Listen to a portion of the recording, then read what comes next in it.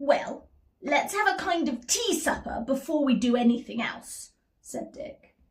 "I don't feel I've had anything to eat for about 12 months.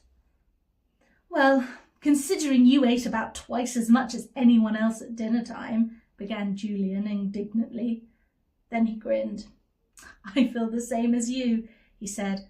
"Come on, let's have a really good meal. George, what about boiling a kettle and making some cocoa or something? I feel cold after all that time underground." It was fun, boiling the kettle on a fire of dry sticks.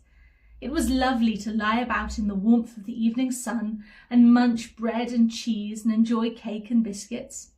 They all enjoyed themselves thoroughly. Tim had a good meal too.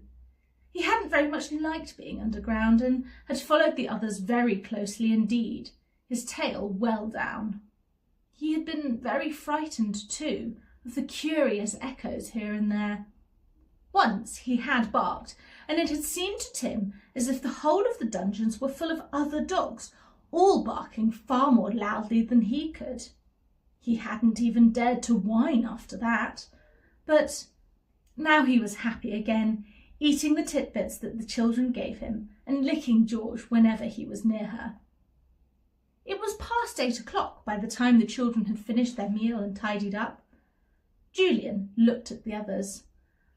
The sun was sinking and the day was no longer so warm. "Well," he said, "I don't know what you feel, but I don't somehow want to go into those dungeons again today, not even for the sake of smashing in that door with an axe and opening it.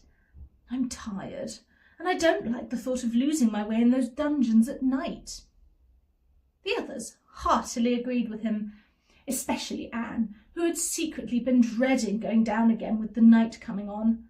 The little girl was almost asleep. She was so tired out with the hard work and excitement.